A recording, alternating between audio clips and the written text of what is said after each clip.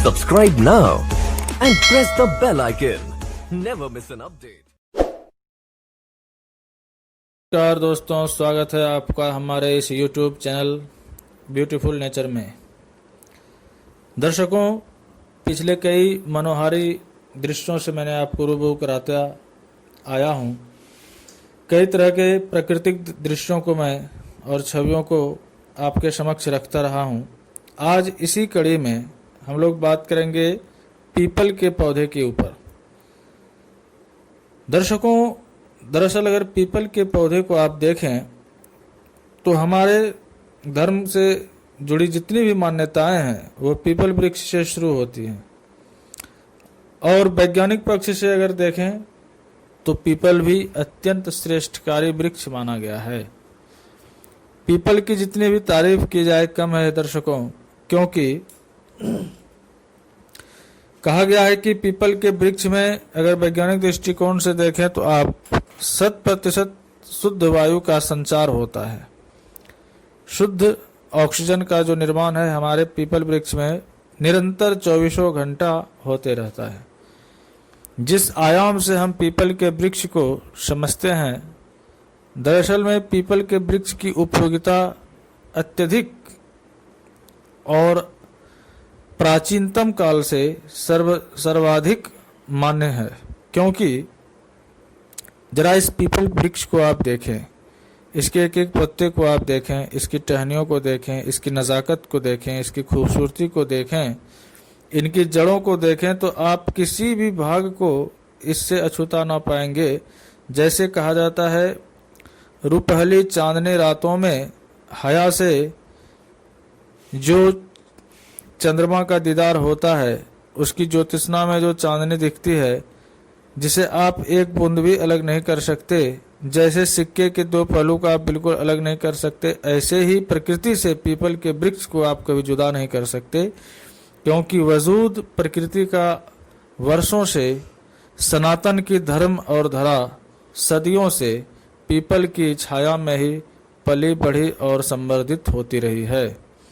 People की काया, people की छाया, पीपल की शैया और पीपल का सेवन हर प्रकार से लाभप्रद है। मित्रों, इन पीपल के वृक्षों को जो आप देख रहे हैं, ये यूं ही नहीं, ये खामोश होकर के भी, अकिंचन होकर के भी, सदियों से पर्वत की श्रृंखलाओं की भांति हमें निशब्द होकर हर कुछ बयां कर रही है।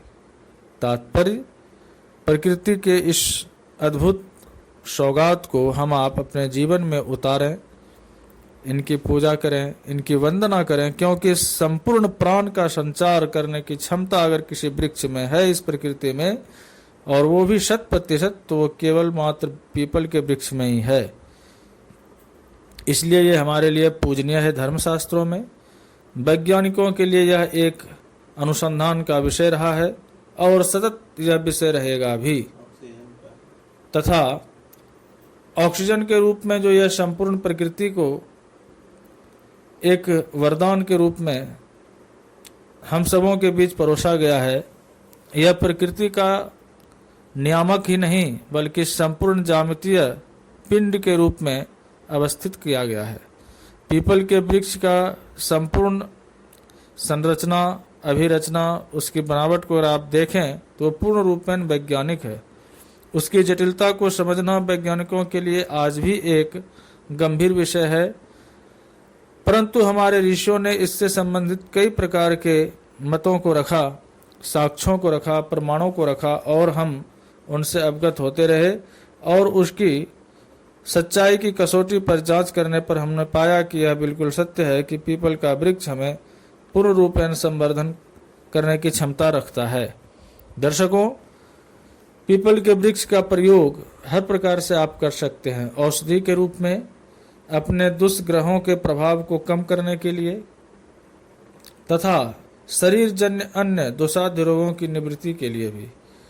पीपल की हर पत्तियों में, हर जर्रे जर्रे में एक औषधीय गुण, एक औषधीय तत्व समाया है, जिसे हम आप अपने जीवन में उतार कर सुगठित रूप से इसकी विधि को जानकर अपने जीवन में इसे पूर्ण लाभान्वित कर सकते हैं।